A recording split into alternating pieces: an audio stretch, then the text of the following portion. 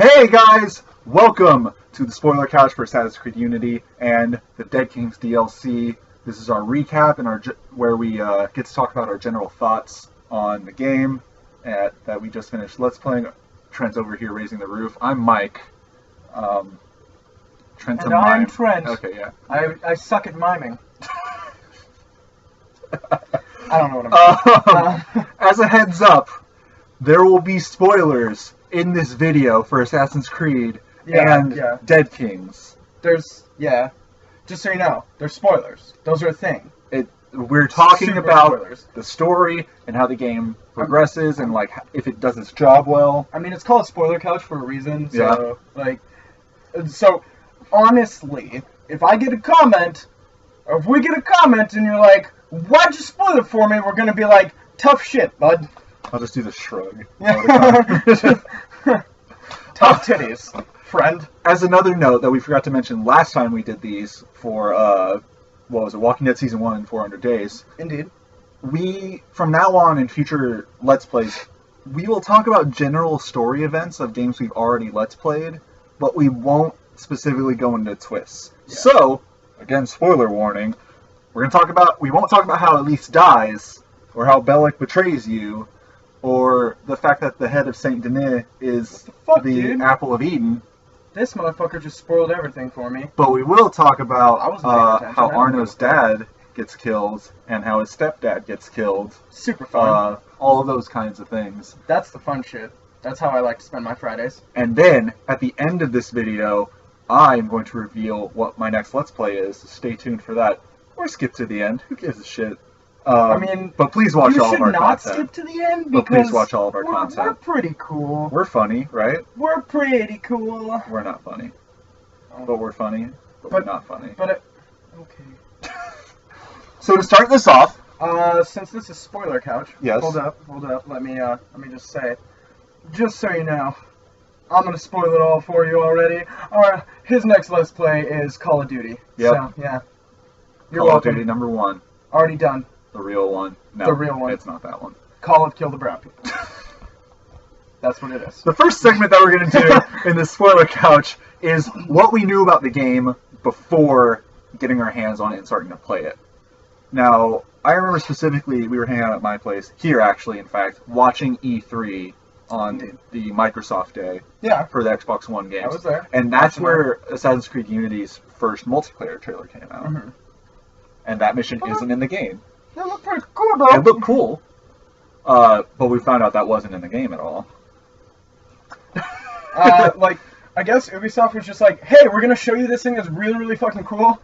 But guess what? Fuck you guys. It's a joke. It's not in the game. Eat a dick. Here's the game. Stability and a good frame rate? That's not in the game either. I feel like part of them was just like, E3 is just marketing nowadays anyway, so I guess it doesn't matter. We should have expected as much, but I think deep down we hope that trailers are real. I'll just name drop when we recorded this. The Persona 5 trailer came out yesterday, and guess what? I'm really fucking excited about it, and they showed gameplay, and I showed him, and he thought it was cool too. Mm-hmm. I hope that's what the game actually looks like. Yeah. There's a part of me, I do tend to be a little bit of a cynic. Okay. But there's a part of me that feels like what they did here was kind of like what other people, not Ubisoft. Yes. Or however the fuck you say it. Who gives a shit? I feel it kind of went the same route as fucking Paranormal Activity. Okay. Like the first movie I saw, I was like, meh, not too bad. And then I watched the rest of them. And I think it was the fourth one. It was the fourth one before there was the Latino kid. Yeah. Marked ones. Yeah. It was the one before that, and the movie was the fucking worst thing ever because most of the jump scares were things that weren't even scary. It was just oh my god, the girl just jumped on the bed in front of the thing, and oh my god, the pans rattled in the kitchen. Yeah, and I just oh my god, the pool vacuum moved and went out of the pool. And with the Paranormal Activity movies, I felt like it just got to a point where they were just they're like, okay, so what are we gonna do for the Paranormal Activity? And they were just like, you know what, just do more of the same shit. Fuck the people that watch it. They're gonna give us money anyways. Fuck Almost 'em, like we don't the even Assassin's care. Creed series And in general. That's how I feel this kind of went, where they were just like, you know what, fuck, they're gonna buy it anyways. Yeah. We could literally do a mini game where you have to mash X to shit your pants, and you have to like fucking wiggle the stick to shake wiggle the your loose dong. one. And Or that, like yeah. they could have thrown that in there and just Anyway, be like, fuck back you to the guys. actual segment. I'm sorry. What we knew about beforehand. I kept up with trailers because I'm kind of an Assassin's Creed fan. And then we found out there was a review embargo, and I was like, when is the review embargo going to be lifted? And it wasn't lifted until 12 hours after the game was released, which is some sketchy bullshit right there. That is fucking ridiculous. And then when the reviews came out, oh my god, this is the buggiest thing that ever happened. I was like, I think we should still play this just to get to like a record of how buggy this game is. Hey friends, want to release a game and want to have everybody love that game? Review embargoes. The more you know. And there was a little bit of controversy when they started talking more about the multiplayer, and they found out you couldn't have a female character. Which, you know, we'll come back to that later, but it is a little ridiculous now that there are like 8 mainline Assassin's Creed games and none of them have women. There's only side games with a female lead. Females aren't even cool, dude. Girls don't play games. Okay. What are you talking We're getting off track. Anyways. The next thing we talk about is our favorite game mechanics, right? Game mechanics indeed. Go ahead. So I got to have the beautiful, beautiful job of watching. Yeah. I didn't have to play at all, which is great because I would have thrown his controller and he would have murdered me. So, Or you would, or owed me $40. there, one of those two things. You never, or both. Volcano Los Dos, yeah. Exactly. So, anyways, game mechanics. Okay, for me, He's not looking at his dick. Our notes are on our phones. Actually, I am looking at my dick. He has it out. You just can't see it. We have our notes written down on our phones. So I like to make it sensual. Go ahead. Anyways, so I liked the parrying and the combat and everything. I felt like it made it a little bit more realistic, more than like other games I've seen where it's like, hey, you have a sword and there's guys coming at you and all you do is just go and just like jack off. That's what it looked like, I guess. But you just like mash a button and then you just slice and stab and they're done and you're like, whoa, I did it. But like I liked the parrying because it was like, yeah, go ahead and try and Rambo that shit and try and act like you're fucking invincible, but you're gonna get fucked up. Go ahead and try it though. Yeah. Like they were like, you know, you should parry, you should roll and shit. That'll be good. And I like that. I thought it made it a little bit more realistic, you know. It grounded it more. Yeah. One of my the game mechanic I fucking hated was the lantern. Yeah. The lantern pissed me the fuck off. Just because like there was certain times where like I distinctly remember one time where you had your lantern lit and there was those little creepy crawly things on the wall and you jumped up on the wall to climb and they were like, and it goes out fuck instantly. you. Yeah. It's like, oh, you ran out of oil. Whoops. And then they're like, I know that they were trying to do a little like, oh, puzzle time, like, how do you get back? How do you do this? How do you get around the thing you have to jump through that makes it so your lantern won't light? Yeah, and that shit was really obnoxious to me. Yeah. The lantern was obnoxious. I'm not a fan. And then, since I have not played the Assassin's Creed games, except for the shitty one on the phone. Which is canon. It is, but it's shitty.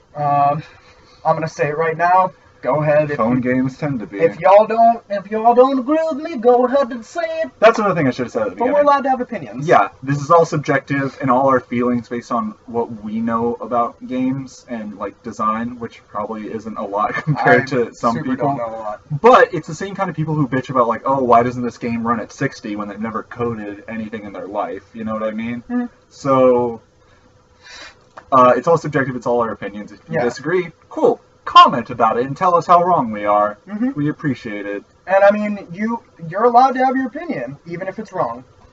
But But you've never played any of the Assassin's Creed games. Anyways, so I've never played any of the Assassin's Creed games, but I thought the Eagle Vision was actually really cool. I mean, I liked, like, there were certain parts of it that were obnoxious. Like you brought up one point when we were talking about it. Trail. Yeah, following the fart trail. Like that was weird, obnoxious, but whatever. I thought it was really cool. I also liked the synchronization where you could like climb up the tower and then like I like the whole kind of cinematic it does where it like spins around shit, and then I liked that once you did that you got that 3D map that was like that shit was actually really cool. I'm gonna give Ubisoft some props for that. Which you're not gonna get a lot of props out of me, Ubisoft. I'm sorry, but spoiler alert: the game was kind of busted. Spoiler alert: I didn't like it that much. Okay. Go ahead. So yeah, they tried to ground the game a lot more and bring it back to kind of like a stealthy route, kind of more like Assassin's Creed 1 was, which is why the combat was so different. If you play 2 or 3, which I loaned to you for a little while, but you didn't get super far, towards the end of the game, all you have, like in Assassin's Creed 1 especially, all you have to do is hit counter when somebody tries to hit you and you kill them. In Assassin's Creed 2 and 3, they added so you can counter and kill multiple people with one counter. So you can start taking on like 10, 20, 30 guys all at once. I don't think the games could handle 30 enemies at once, but so they tried to bring it back, and that's why you can only handle like we had trouble with like 6, 7, 8 guys at the end of in the last mission of Dead Kings. And the fact that you can crouching is awesome. The new way the parkour system works, where you hold circle while parkouring, you descend, and you hold X while parkouring, and you'll go up, was really awesome because parkouring was really slow, especially in a lot of the early games. That being said, except for the map, they didn't change anything about Eagle Vision. It's cool to you, like not knocking you at all because you haven't seen it. But to me, it's still follow the fart trail, find the hidden symbol, find your target because he's glowing, which is still kind of a flimsy thing for me. They explained it as like, oh, it's his assassin's intuition or whatever. I mean, I'm just saying, like, I like it. No, it's cool, but they haven't changed it. Yeah, well, to me, it's kind of like it's detective vision. It's like a lesser version of listen mode. Yeah. From the last one. Which is based on detective mode, which is based on Eagle Vision. So it's all kind of incestuous in that way. Well, I thought listen mode was better. But listen mode's awesome, and it really works for that setting. Eagle Vision is weird. Yeah. And like I said, stealth and actually being able to crouch and like hide up against things when it works is awesome. When it works. All of those things should have worked a little bit better. Like, I can't tell you how many times I like struggled to get into a window when I was climbing on something, or like how I wouldn't stick to a wall when I was trying to get in cover. How the combat like felt really unresponsive, even when you're using the really fast weapons, which are supposed to feel really responsive. And that's why you guys can hear it, because I edit the fucking videos. You can hear it how I'm just mashing most of the time. And when I try to do like the rhythmic stuff, which is what it wants, where you're hitting it once per swing, because you'll do like bonus damage or whatever, it doesn't feel responsive enough to get away with it, as opposed to something like Shadow of Mordor, which really nailed that rhythmic attack block counter system. Although there's like the magic part, so it's not as grounded. If you had just, I'm going to keep saying this, if they had 3 more months to fucking debug this game, it would have been so much better. But now that we're done with the game mechanics, we're going to talk about our favorite parts of the story, and then our favorite characters. Okay, for me, favorite parts of the story, I feel kind of embarrassed of this. I feel like it's kind of like a little bit of a guilty pleasure, but that like Uncharted Michael Bay fire thing, that was really fucking cool. Yeah, it was. Like, I really, like, I was into it, and I wasn't even playing, and I mean, like, I feel like it kind of embarrasses me, and I kind of feel like it's a guilty pleasure because I fucking hate Michael Bay as a director. He makes butt-awful movies. But Uncharted is awesome, and it's kind of like that. Uncharted is sick. Assassin's Creed has always kind of had this history of secretly being an action-adventure game that wants to also be a stealth game. So don't feel bad about it, because there's segments like that are in every game. And I mean, like, there was other parts where, like, the program desynced and you're Arno on the Eiffel Tower in World War II and shit. That was kind of cool. Like, I thought it was, like, it was I never weird, thought they'd put third-person shooting in an Assassin's Creed game, but they did. I mean, and it kind of works. It was weird, but cool. And they explained it well. They explained it well, too. And, like, when you're in the medieval time thing, like, that was cool. Like, that was a straight-up throwback to the intro of Assassin's Creed 1, the prologue tutorial type thing, and that was awesome. I loved it when I realized what it was. Other than that, it was weird. But the Michael Bay shit, when you accidentally set off the powder keg in the armory, was awesome. Yeah. And then I really liked everything that's going on in Robespierre's camp. I really liked that. And then also that you brought up the point to me that that's the first time that Arno and Elise actually worked together. Yeah. And so I thought that was really cool. Rather than Elise just running away and Arno having to protect her. They're just straight up working together. And it's a really fun part because it's equal part like stealth, and then you're covering her, and there's like an action-y bit. Yeah. And that was a lot of fun. I thought it was cool. My worst story moments were like Batman was kind of obnoxious to me. In the DLC, just the little story with that and everything, like orphan kid, cool. Like, I mean, and we talked about this. They were trying to do like the paternalism stuff that has been in games for a while, like The Last of Us, although they subvert that towards the end, and then The Walking Dead, which also subverts it, and then BioShock Infinite. I'm not sure if they really subvert it because I haven't played it. I just kind of know the story. And then, again, like I was referencing earlier, how they had a problem of not having girl characters. Instead of it being a daughter character, it's a son character, which is really interesting. Yeah. But, I mean... To kind of go, I just kind of thought that, like... No, he's kind of annoying. And that, and then also it was just, like... It was weird, like, he didn't really feel developed. Like, Arno addressed the kid as sir and even shit jokingly. Like, I feel like Arno like, isn't like optimistic enough or joking enough. I feel like he's too cynical to be joking about that kind of thing. Yeah, and like he kind of just treated the kid as an equal and shit like that, and like it was just weird. I don't know. I wasn't a big fan of it, and it just like you said, it felt underdeveloped. Like which a lot of the characters in the DLC actually kind of did. Yeah. Did they ever explain? By the way, I'm sorry to interrupt you. Did they ever explain why we thought we saw Elise? No, I don't remember that actually. I guess they didn't. Maybe they did in the side thing, but I don't know. They never explained it. And then my most memorable is memorable because it made me terribly uncomfortable. Yeah. Excuse me. The Marquis de Sade and that girl when he's like kissing her hand and shit, and you can tell that she looks like she's straight up like roofied or something. Like she's fucking so out of it, and he's all just like it's really molesty. Like, yeah, he's just like lecherous, just like and I'm like, no, this is uncomfortable to me. I don't like this. Yeah. So yeah, it was very memorable because of how fucking uncomfortable I was. Yeah. No. And yeah. My turn. I loved Germain's speech to Arno during the king's assassination. There was a line specifically about how like King Louis. Yeah, King Louis' assassination. About how a monarch's right to rule is like the sun's reflection off of gold.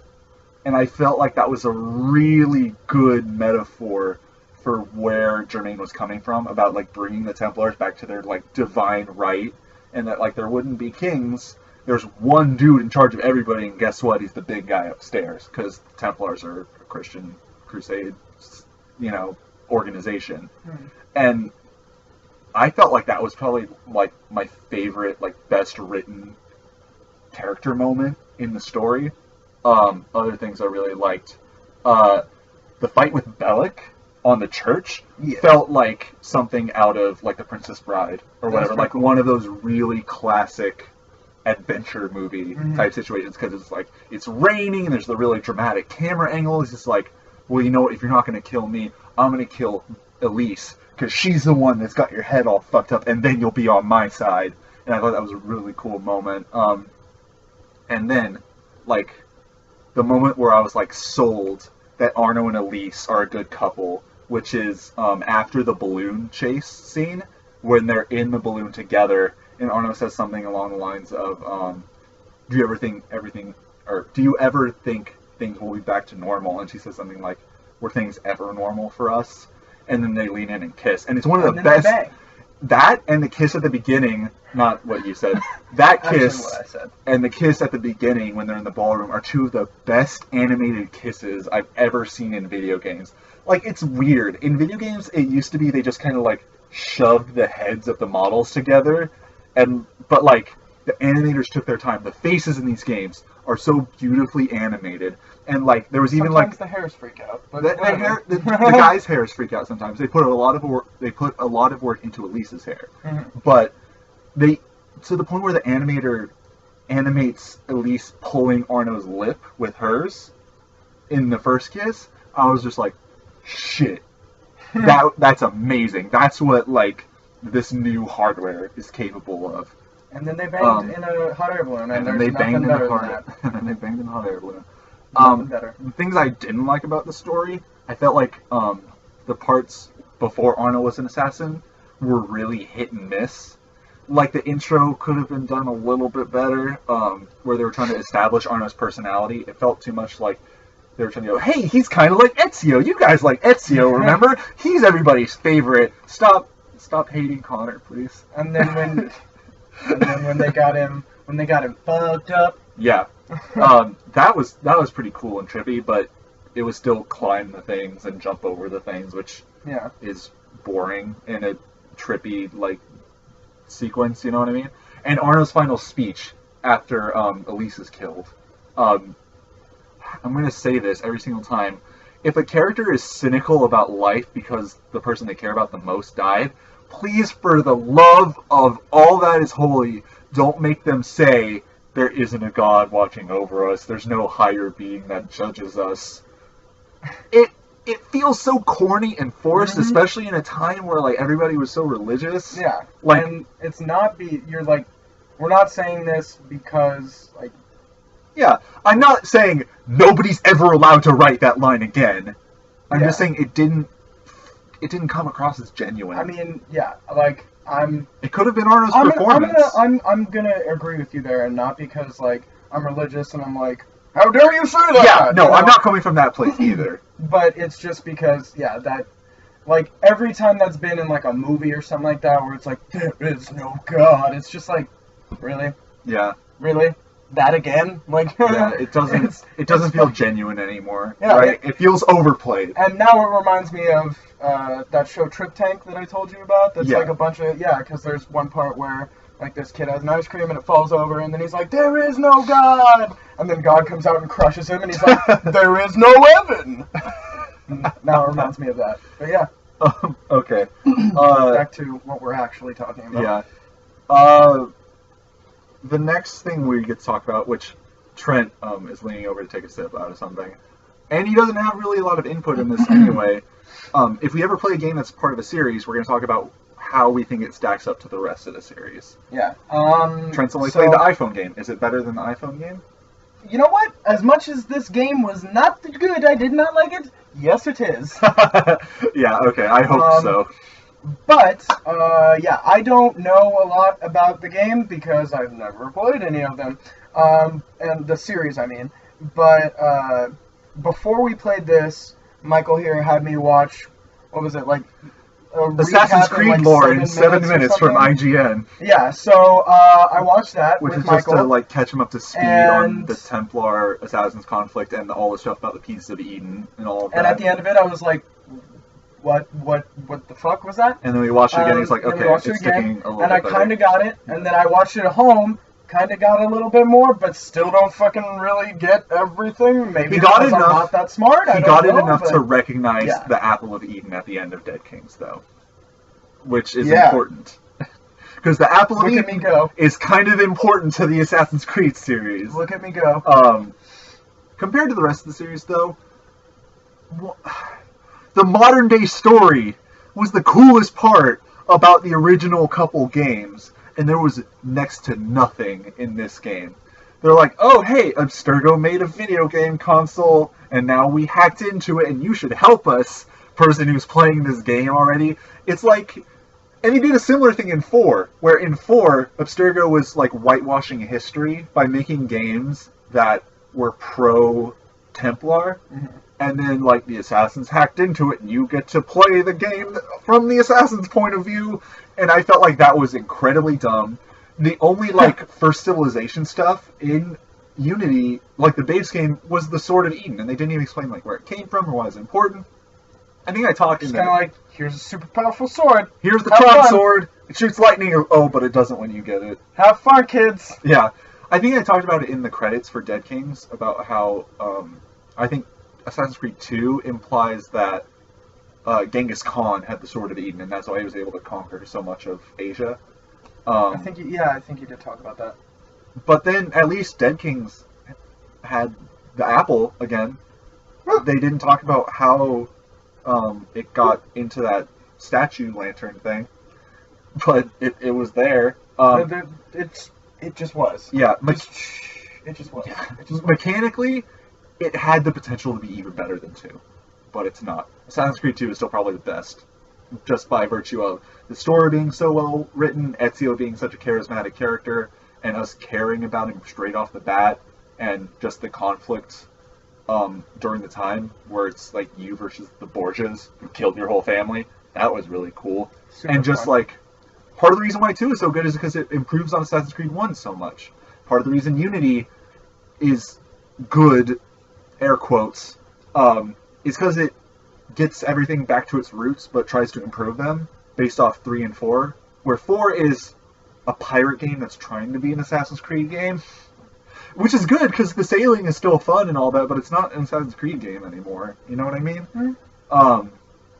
So, like I said, if they had 3 more months to debug it and make everything work a little bit better, then it could have been awesome. Because I really like that they focused back on the people in the conflict instead of the overall conflict, because the overall conflict ends in 3 really shittily, by the way.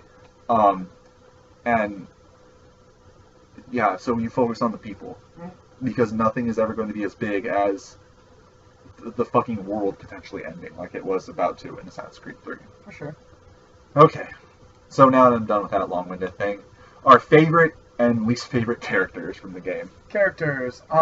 As a heads up, we both loved how they handled Robespierre and Napoleon. Mm-hmm.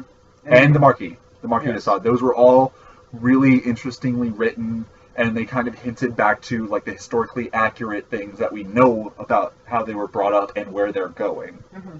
And I loved all 3 of them, even if the Marquis de Sade was really creepy and weird. I thought he was hilarious. Especially because you're a history major. I'm not a nerd. For me, for my best character, I didn't really have one. Yeah. I just kind of was like, yeah, there's a few good characters, and they're pretty cool, and Arnie was meh, and like, Yeah. yeah, I didn't really have like a character where I was like, holy shit, that one's the best. That one I like, you know? Yeah. My worst character, though, I would have to say Rose in the DLC. And it was kind of just a nothing character. I'm a bad dude. Yeah, it was just And kind that's of a nothing character, and like the fucking fight at the end was the worst bullshit boss fight ever. Yeah. Like Fight this really tough guy with 5 dudes around him. which you've already fucking done multiple times in Yeah. the game, you know? When I fucked up if you fuck up an assassination, that's what it becomes. Yeah. And it just goes straight to that. It's like, oh, you don't even get to try and sneak up on him. Yeah, it's just it was really butt. Yeah. I just felt. The lantern thing at the end was cool, though. Yeah, and yeah. It could have been a little better. It was cool. But anyways, and then my most memorable was, once again, creepy motherfucking Marquis de Sade. Yeah. He's a really memorable character in how, like, weird and creepy he is. Like, he fucking talks about fucking bestiality Yeah. and shit, and I'm just like... Historically, he was a big fan of it. What the fuck? You remember how we were introduced to him? That reminds... Oh, Jesus. That reminds me of the interview. Oh, yeah. McConaughey, goat fuck? Oh, my God. But anyways, yeah, it, like, just a fucking... Just... You remember how we were introduced to the Marquis? Not when really. Arno gets arrested and he's thrown into the Bastille, there's some guy screaming out the window, "Help! Help! They're murdering us in here!" Like, trying to, like, convince the civilians that, like, the police are corrupt or whatever. And then it pans out and he's naked. And he's just screaming to scream That to get was the attention. Marquis? Yeah! Oh, I pointed that I didn't out, too. You remember don't that. remember that? I didn't It's been a remember while. that. It's been a But- while. The game came out in, what, November? yeah, somewhere Yeah. around there. Yeah, but the Marquis was weird and creepy, and I didn't like him personally, but, like, as a person, his personality and everything, I didn't agree with. Yeah. It made me feel kind of dirty, and it made me feel kind of like I needed a shower every time I saw him. Or like how he flirted with Elise when she first met him. Yeah, it just kind of And she's like, it just made no. me. It just made me think of like a lecherous old man, you Yeah. know, just kind of like, hey. No, he pretty kind of lady, is. He kind how of you is. doing, little Yeah, girl? you can- You got a pretty mouth. No, okay. You know? Okay. Yeah, it was just very uncomfortable. But he was very well written, and Yeah. I gotta give him props for that. Yeah. Of course, we already talked about how much we like the Marquis and Napoleon and all of them. Bellic had the potential to be a really interesting character. Not even just for the twist, but the fact that, like, you see him following through with that. Because the first time you meet him, he's, like, going through all these prisons to find writings from the past assassin's orders. To, like, find out what it really means to be an assassin. And the fact that his best friend was killed and you're his son, and he, like, kind of hopes that you'll be the surrogate for him. You know what I mean? And that he called your dad Piss Pot as well, for whatever Piss reason. pot? Yeah. Because they're super super Cockney British. French. Yeah. I loved Elise. And Arno and Elise having such similar personalities really sold it for me, that they could be a couple, and that they're both, like, really, like, stubborn, and they'll just run into anything. But, like, the fact that Arno was just like, no, everything I did was because I'm ashamed that I got my dad killed and you killed. His, like, internal suffering, I don't think was conveyed enough for him to be my favorite character. No, that's So just Elise realized? is my favorite character. What? No, I just realized. What? I have my waifu, Tatiana, and yours is Elise. My waifu is from Persona 4. Well, Okay. fine, fuck you too then. Yeah. I like Elise a lot. She's not a waifu. I have a waifu. Mine is Tatiana. You The said nurse. best girl. And Anyway, within. fuck the Roy de Two, fuck the King of Beggars, fucking Joker, right? What I call him, Garbage Joker. Yeah, you call Fuck it the Garbage Joker. What would have been awesome is if he was this, like, rough and tumble dude. He's like, yeah, I have all these beggars, they're, like, listening in everywhere, and he has, like, a crown of garbage. That would have been fucking radical. But nope. Garbage Joker. Fuck the Garbage Joker. That's Yeah. awful. Fuck you, whoever wrote that. Very strong feelings over here. Because How about you tell people how you really feel about it, though? Tell them the how reason you really feel. the reason I'm getting worked up is because the next segment. Were there any technical problems that held the game back? Wait, we need to pause for a second. I need to think back. I need some. Were there any bugs? No, not that No? not that I remember. No. No, I only fell through the world twice. I mean, there was the one time where you got stuck in the wall, and Yeah. that's how we had to. On end. recording. Oh yeah. Let's see what else. The gun noise the didn't gun go off noise, like a third of the time. Yeah, what else was there? The crouching and cover system didn't want to work. Yeah. There was a lot of times where like people just randomly showed up, or They'll like pop in or slide around. Yeah, Or walk in front of the character speaking Yep. during cutscenes. and then there was in the credits for the Dead Dead Kings, Kings. there was a little spear And floating. there's just a spear floating Yeah. around. I mean, in conclusion of fuck you, Ubisoft. Yeah. Fuck you, Ubisoft. I'll go back to it. There was a lot of potential for this game. God fucking damn it. But that. It felt a lot like, oh, but we have to have a game on the PS4 and the Xbox coming out for Christmas. You know what I mean? So they, like, rushed it. But if they had given it another 3 months to polish it more, it could have been amazing. Because the lighting in that game is beautiful. Go onto the NeoGAF thread where they're, like, showing off how pretty the game is.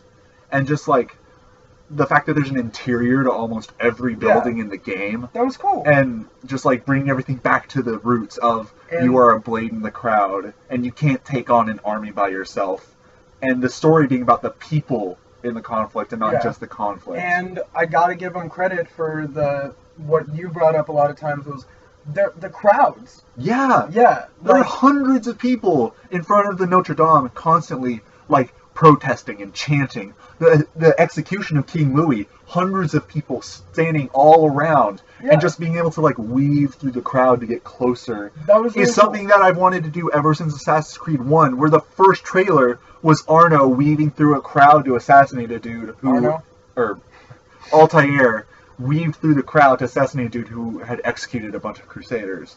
And just, oh my god, there's so much potential in this game. And the lighting in Dead Kings. Dead Kings did a lot of cool stuff. Fuck all the bugs. Fuck all the rats. That was dumb. The bugs and the bats, I could maybe. All the rats? I can't. Nope. The rats, like, what the fuck? Yeah. Like, wow. We talked about it. It's just like, oh, we have to show off our crowd tech or people are gonna bitch. And it's just like, the lighting and stuff was cool, and the atmosphere and the theme of, like, a lone adventurer going into a crypt with a lantern. And a cool weapon. Indiana Jones, Dungeons and Dragons type stuff. You know what I mean? Ever since I started playing that a couple of years ago, that idea of a dude with a lantern going into a crypt is really cool to me. And playing with the lighting, but inversely, as opposed to like a sun and clouds, it's like really dark and there are just single rays of light where the stones have cracked apart. That was really cool. The lantern had a lot of potential. And if they had just had a little bit more time, they wouldn't have had to give away Dead Kings for free. And they could have made more money. I'm actually very glad that I didn't play the game because it pissed me the fuck off just watching. And I don't even know how it would have done if I was playing. Fucking stuck in a wall? Yeah. Really? Just like... On that note, we get to go to a more positive place with this recording. Because now that we're done with our final thoughts of the game. Oh, the soundtrack, actually. I really like the soundtrack. It's very underplayed. They should have brought it a little bit up more in the mix. Yeah, especially the Dead King's like final theme when you're doing the shit with the lantern. That was badass as fuck. Then the fucking credits where you just go around in the same circle like 5 times for 15 minutes or something like that. Yeah, that was hideous. But yeah, so in conclusion, I'm gonna give it meh. Just like the Key and Peele sketch. Yeah. Yeah. That's my review too. It's meh. It had a lot of potential, but it doesn't. I've said it had a lot of potential like 6 times now. So it was disappointing. Yeah. To say the least. Anyway, to say the least. No, I said the least, sir. To get back to a more positive note, now I get to talk about my next Let's Play. I get to reveal to you the game. It's a game that's Call of Duty. It's Call of Duty. Yeah, I have Modern Warfare 2. A game that's very near and dear to my heart.